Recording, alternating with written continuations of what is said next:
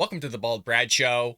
In today's episode, we're looking at yesterday's White House press briefing where reporters questioned John Kirby and Karine Jean-Pierre on what's taking place in Israel, the funding that's going to Hamas, and lastly, all these anti-Semitic protests that are popping up on college campuses all across the United States.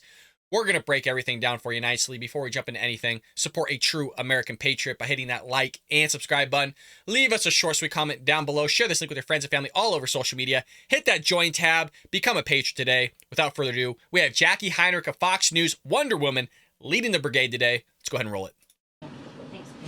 John, 2 Fridays ago, I reported that the U.S.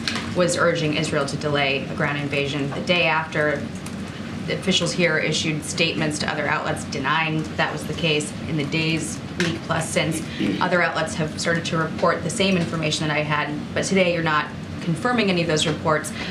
My question is, aren't you at all concerned that if the U.S. is not clear with the public about what we are asking or suggesting to Israel that they do here, that that's going to complicate getting this aid package through Congress? I mean, you guys are asking for more than $105 billion, which a portion of this goes toward Israel. Are you concerned that not being clear with folks about what the U.S. is advising Israel to do? Yeah, you heard her correctly, over $100 billion when we're $33 trillion in debt, just throwing more money out there. $100 million going to Hamas, a terrorist organization. Lovely. Will hamper support in Congress for this aid? We've been very clear and consistent about our support for Israel and their ability to defend themselves. Jackie, we've been very clear and consistent about the fact that we're going to keep providing security assistance so that they can do that. We've been clear and consistent about the need for humanitarian assistance to flow, and clear and consistent about our desire to get people out of Gaza as well as to get our hostages home. I think we've been very clear and consistent throughout, and that includes with members. No, you haven't. Like, honest to God, John, you haven't. We've covered it here on the show. Matter of fact, everybody's been questioning you on the $6 billion that is or isn't going to Iran that's helping fund Hamas and Hezbollah. Like, you still have not been clear on it.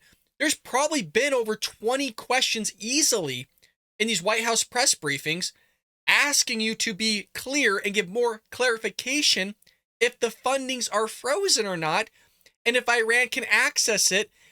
Furthermore, why are you giving it to them in the first place when you know that we've had hard evidence of the weapons that Hamas is using has come from Iran? You haven't been clear at all. This is the smoke they're blowing up our you-know-what, folks. Of Congress. And yes, we are going to need congressional support to continue to support Israel. We've got enough appropriations available to us for a while longer. Well, how long is that while is going to depend on the expenditure rate and the kinds of operations that they're conducting. So we desperately need Congress to act on this supplemental request. Well, you said you've been asking tough questions of the Israelis about their strategy here. Are you liking the answers that they're giving you? No, I'm not going to talk about the details of the conversations that we're having. Again, these have been clear and consistent conversations. Again, making sure that they have what they need and that they are thinking through. That we are asking them what their answers are to the kinds of questions that any military ought to be asking itself as it conducts operations. But on the aid portion, how, for instance, are you going to convince people that this is not going to get into Hamas's hands when, for instance, we saw fraud with something like COVID relief money in the U.S. And we're now talking about securing an understanding with Hamas, a terror group, about how this humanitarian aid should be used. I mean, how can you convince people that that is going to be a worthwhile, necessary, and secure endeavor? We certainly share concerns about any diversion of humanitarian assistance for Hamas purposes. I mean, for instance, fuel's a good example. We know that they need fuel to be able to electrify and to power up their tunnels, for instance, keep the lights on. So we understand that. We're not blind to the potential concerns here over diversion, which is why Ambassador Satterfield is on the ground. His whole purpose is to make sure that humanitarian assistance can get to the Palestinian people. We have seen no indications as of today that any of the trucks that Karine talked about, any of the material in those trucks, have been diverted to Hamas or been absconded by Hamas. That, in fact, every indication that we have is that it has, in fact, gone to the Palestinian people who are in desperate need for it. I would remind folks that we have trusted partners on the ground, humanitarian aid organizations, and of course the UN Relief Agency is on the ground, and they very much are taking a personal stake, a professional personal stake, in making sure that that aid is getting where it's needed. If it means anything, you guys, we covered this, I think, on our Sunday episode, if not on our Friday episode, that the State Department came out and said most likely all this stuff is going to fall in the hands of Hamas. The State Department has already come out and said, hey, this $100 million that we're giving them, yeah, well, it's probably going to go in the hands of Hamas, and there's nothing we can do about it. And then you have this guy saying, well, we're going to be clear, but he's going to be clear on the fact that the United Nations is basically handling all these things, which United Nations says terrible things about Israel and the United States behind our backs. So, and sometimes to our face, but we're supposed to trust all these people. Like, can you imagine we're using the word trust with the word terrorist, like in the same phrase? Isn't that insane? Like, oh, trust terrorists. Oh my God. Oh, yeah, you know, this is the White House though, folks. This is what we got. Wow. We're going to watch it. Obviously, we're going to watch this closely. We don't want to see Hamas benefit any more than anybody else does. Just following on that, how does the U.S. go about knowing that it is getting to who it's supposed, the aid is getting to who it's supposed to get to, and not Hamas isn't taking a bit off the top? And then second, could you confirm that the president has sent Lieutenant General James Glynn and some other folks to advise the Israelis? So on your first question, Amr, in fact, I'm going to write these down because I'm going to probably forget. But on your first question, as I said, we're working with trusted partners on the ground, including the UN. And that's the way we do it in so many countries around the world, where we don't have a footprint. We don't have or any regions of the world, where we don't have a footprint. I mean, we're not on the ground to personally inspect these things, but we do have trusted partners on. I'm laughing because it's quite interesting watching somebody try to sell you, the American people, on us giving $100 million to the Palestinians, while at the same time our State Department came out and said, hey, the odds are that Hamas is going to be taking some off the top, or just take a lot of it in general. But the boots on the ground are trusted, you guys. It's fascinating to see because it's so insane. On the ground, including the UN and some of these aid organizations, who will report what they're seeing and where they're taking this material and who's getting it. So we'll stay in close touch with them, and we all share the same desire that Hamas not be able to divert any of this stuff for their own purposes. We all share that desire, and it's not just the United States. You said, how's the United States going to monitor? The whole international community has a stake here in making sure that the people of Gaza get this food, water, medicine, and other vital needs met. On your second question, what I can tell you is that that there are a few relevant military officers with experience, the kinds of experience that we believe is appropriate to the sorts of operations that Israel is conducting and may conduct in the future, to go over there to share some perspectives from their own experience and to ask the hard questions, the same hard questions that we've been asking of our Israeli counterparts since the beginning. How many? Jeez, Louise, man. What a briefing. And we're not done yet, folks. We saw Phil Wegman of Real Clear Politics asking good questions to John Kirby, and we got another reporter that pushed back on Karine Jean-Pierre regarding all these protesters that are protesting on these college campuses. So we have Phil Wegman here of Real Clear Politics. He's one of the gladiators. He's just as good, if not better, than Peter Doocy. Let's give the man the spotlight he deserves. Let's roll it. Thank you. With regards to American hostages, you noted that there were conversations and discussions with partners in the region. And on Friday, after those two Americans were thankfully freed, the president thanked the Israelis and Qataris for their partnership in this work. Are the Israelis or Qataris negotiating with Hamas on our behalf, and would the United States ever negotiate with Hamas in order to... I'm not going to go into more detail about the discussions and the negotiations to get those Americans home. If I were to do that for you today, I might actually put at risk opportunities to get more people out, and I'm just not going to do that. Second question. I wonder, and I don't have the timeline on it. This is a really good question and a deep question for Phil Wegman. The reason why is because the money that's being funneled or frozen in air quotes for those listening on audio, the $6 billion that Joe Biden wants to give Iran, I think it's called Qatar, right? Or Qatar, I don't know what it's called, but y'all understand what I'm talking about here. Is they're basically a gateway to Hamas, but they're also a gateway to the United States. And they're kind of the mediator between the two. And so in a nutshell, by negotiating with them, we're basically negotiating with terrorists.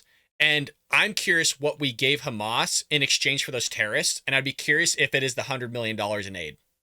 And what part of that actually is going to Hamas. So there's a lot of unknowns. But if you recall, with the question from Jackie Heinrich in our first segment, he's being as clear as day, you guys.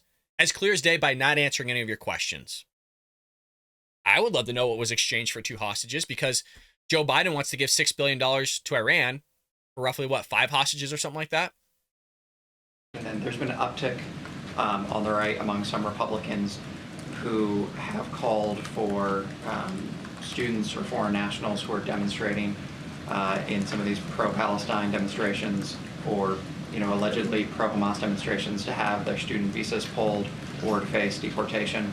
What is the administration's response to those kinds of remarks and that kind of rhetoric? I would just tell you, you don't have to agree with every sentiment that's expressed in a free country like this to stand by the First Amendment and the idea of peaceful protest. I'll leave it at that. It's astonishing, you guys, that they completely blow this question off, and this isn't the only time they blow it off, which is why I wanted to bring awareness to it, because Karine Jean-Pierre here is questioned by another reporter about this very same thing, and I think there's a deeper conversation to be had between American citizens and those that are on visa or work visas here coming into our country, benefiting from the ideas and our social creed and our social environment, from the economy all the way down to our education system, as well as just the ideas that we hold as Americans, benefiting off that, all the while at the same time, basically in support of a terrorist organization going in and beheading babies, lighting them on fire, raping women and children. I think there's more of a conversation to be had once this clip is done. Let's roll it. Oh, I haven't called it. You can. Thank you. I know John Kirby addressed the protests on college campuses, and I appreciate that the president respects First Amendment rights to protest. But does the president view anti-Israel protests and sentiment on college campuses as anti-Semitism? So look, I'm not going to get into what's happening across the country and at different universities. Not going to get into the specifics. As the Admiral said, the First Amendment right? That's what something, peaceful protest is really part of our democracy, being able for folks to be able to express their feelings. I'm not going to get into any specifics on that. The president has been very clear in wanting to make sure that Jewish Americans, wanting to make sure that Arab Americans, Muslims are protected here. That is what he believes in, that they have the right to live their lives and to feel protection and to feel like they're able to be part of a community. The president has been very, very clear on denouncing any type of violence. And so as it relates to peaceful protesting, people have the right to do that. But we're just not going to get into blow-by-blows of what's going on across the country. The president has been very clear. He's going to have a follow-up here. I want to inject something into all of you or into the conversation. Is you remember that protests in Charlottesville many of years ago with these Klan members or these white supremacists or whatever? I don't like racism. I think Nazis are evil. I think KKK members are evil. I think all of that is terrible and evil.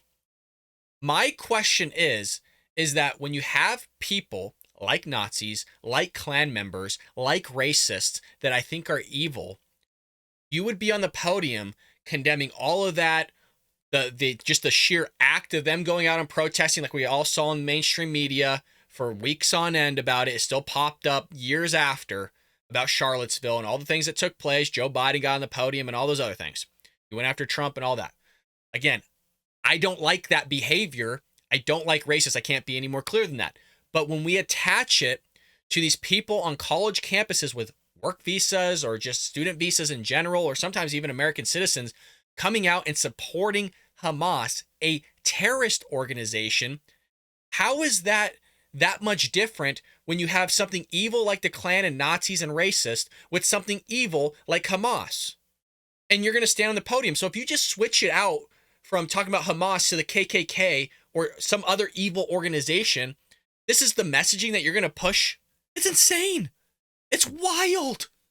Very clear. Blow by blow, but the president himself said silence is complicity. So if there's anti-Semitic letters being sent by students or protests, sentiment at protests, Of course, the president doesn't is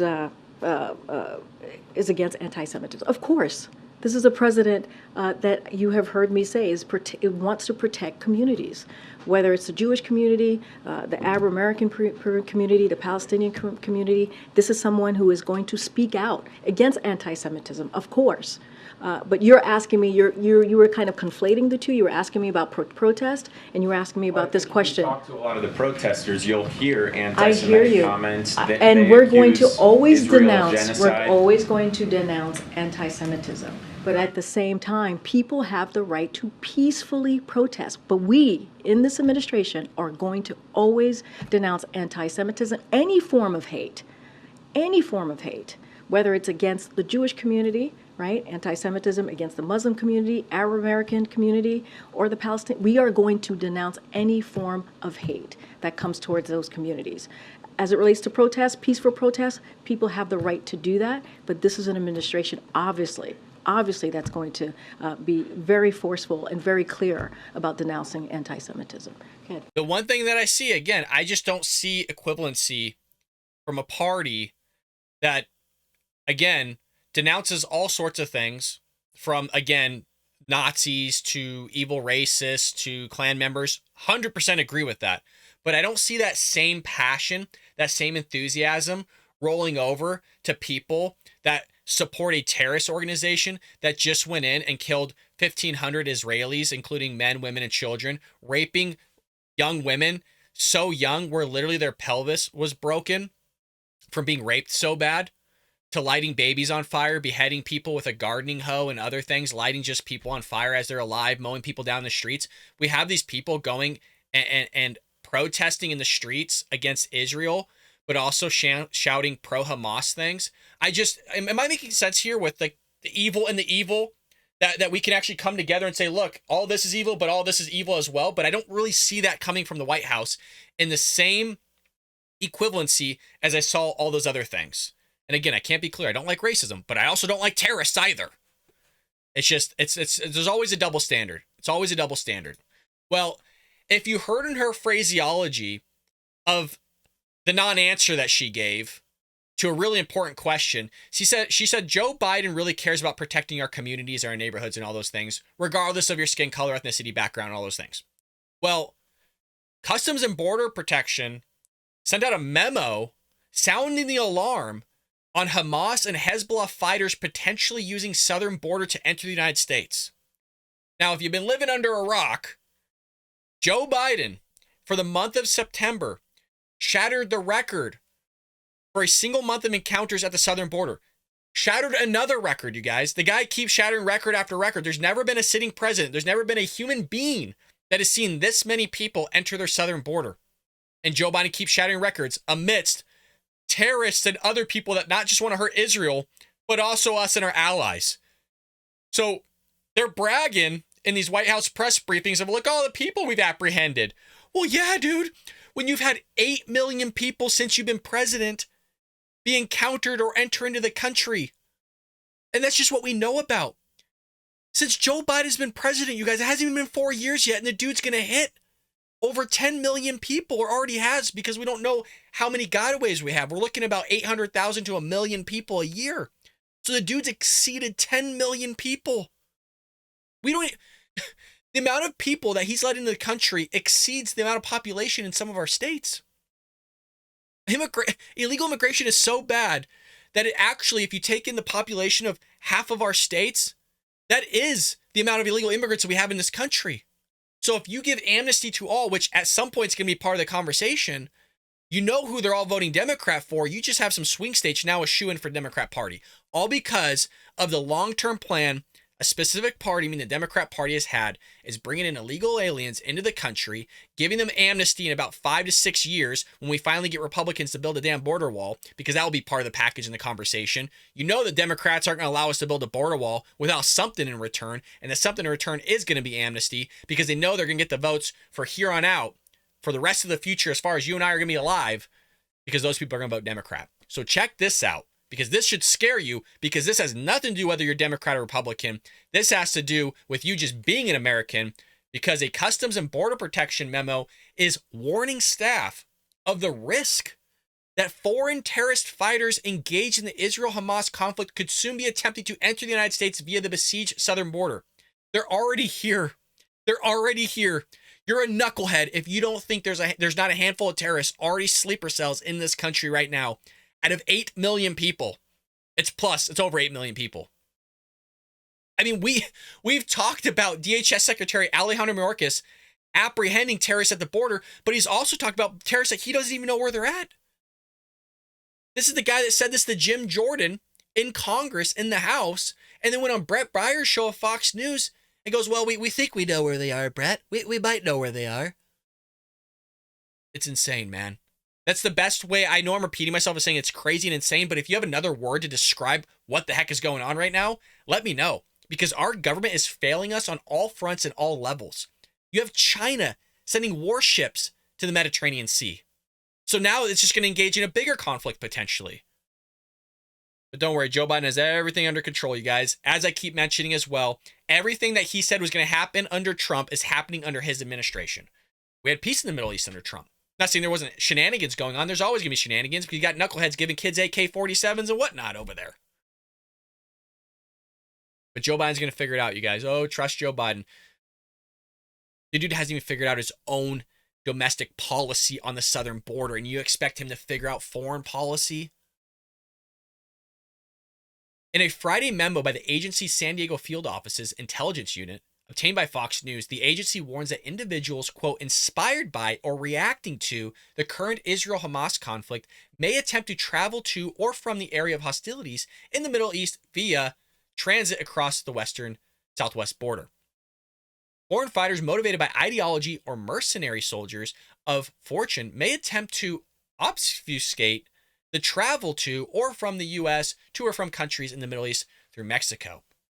And what's interesting is, and it's just a question, is I'm curious if some of these college students that are here on work visas or student visas or just visas in general are going to sit there and harbor some of these people that are coming across because they're so pro-Hamas, they're so anti-America that they're willing to break the law by harboring a known fugitive or a terrorist in our own country. You know what's happening right now. I'm not saying students in general, but you know there's somebody harboring some sort of terrorist in our country at the present time that wants to do harm to your family regardless of whether you are a Democrat or Republican. It is here.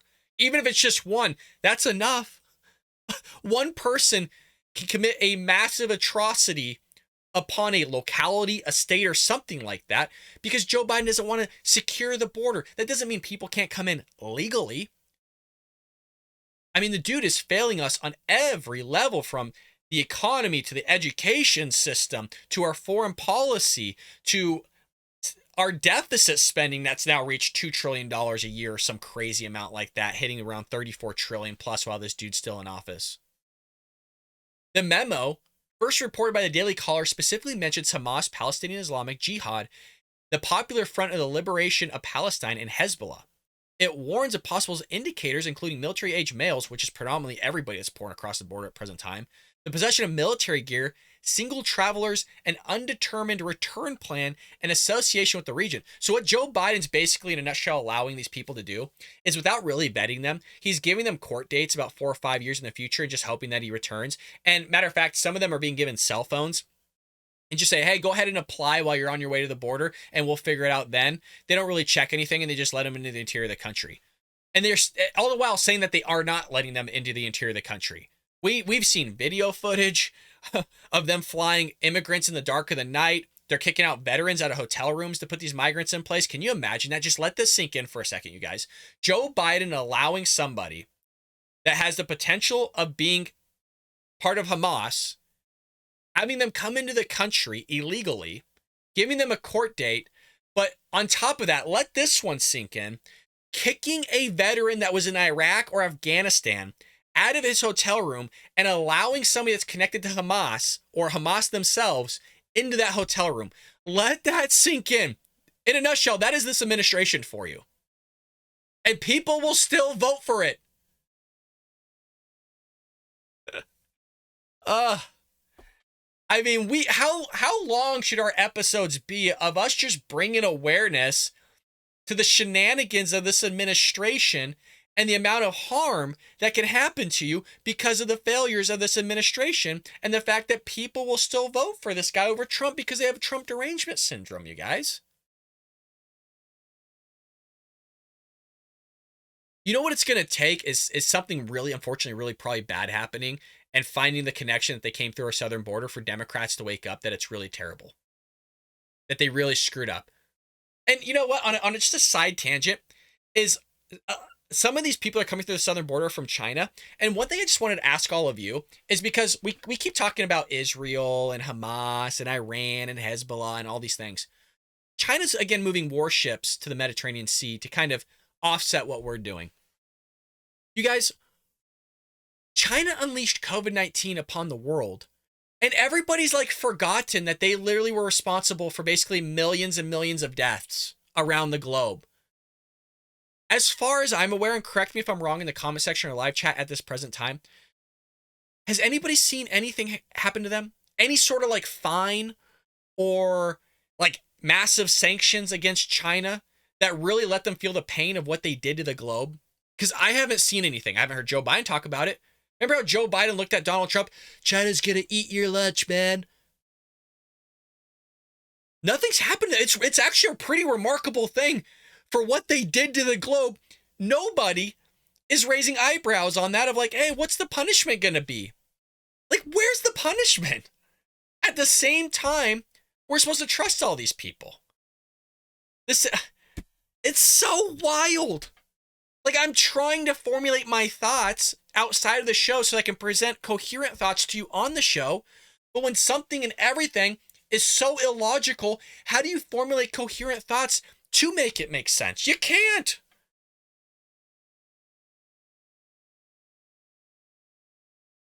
It's like we're living in the Upside Down from Stranger Things or something like that.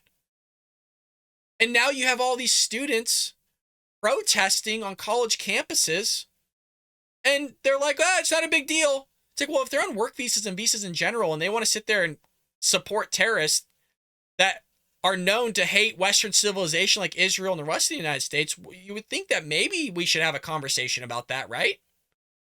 In the same way, my question is that if these universities are allowing these pro-Hamas, pro-terrorist individuals to go around saying anti-Semitic things on campus against Israel and just Jews in general, my question is that just remove the pro-Hamas, the anti-Semitic remarks and all those things, and just have that be a Klan member saying terrible things about black people. My question is that would that university nowadays in 2023 still accept that individual in their institution, or would they remove that person from their institution? I think we all know the answer.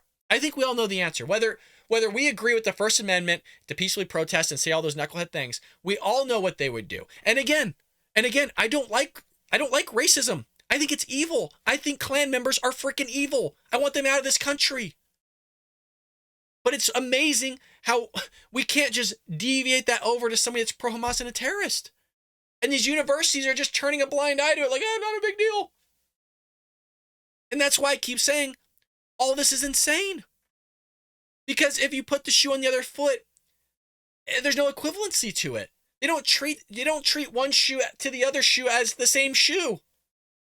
They see Hamas and people are pro-Hamas, go, not a big deal. Matter of fact, hey, you're terrorist, Hamas. Let's go ahead and send you $100 million. Oh, you're Iran that says death to America, and you want to wipe us out the base of the earth? Here's $6 billion. You're welcome. Wow. We're gonna see where things go, you guys. But damn, this ending of this year is sketchy as heck.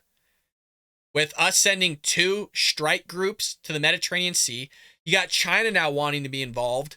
You got Iran still funneling money and weapons to Iran and Hezbollah. Syria and Lebanon are now wanting to get into the mix. You got Russia potentially throwing their hat into the ring as well, because we've heard rumors that Russia and China were one of the mechanisms of sending weaponry to Iran that was then funneled to Hamas to pull this whole thing off. I mean, that's rumor and hearsay. Who really knows? I mean, hell, we can't even figure out the fact that China sent a spy balloon over our country and shoot it out of the sky. Thank God they finally did once it flew over our entire country. But I mean, shenanigans are going on, and it's freaky, because who knows what's going to happen by the end of the year. 2024 is going to be freaking insane. Another start of the new year. Well, welcome World War III. Happy New Year. Thanks to Joe. By the way, Joe's still on the freaking beaches of Delaware, I'm sure. Just feet in the sand, just soaking up the sun rays, not knowing what the hell's going on in the world. Well, enough of me ranting. Thank you so much for always supporting the show. We got a join tab right over here. We'd love for you to become a Patriot. Look, folks, you know where your money's going.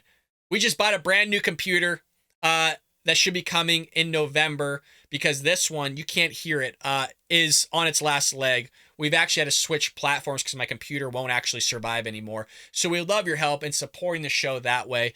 It was expensive, but we need it to be able to keep the show going. Also, I'm going to have to record this damn thing on my phone.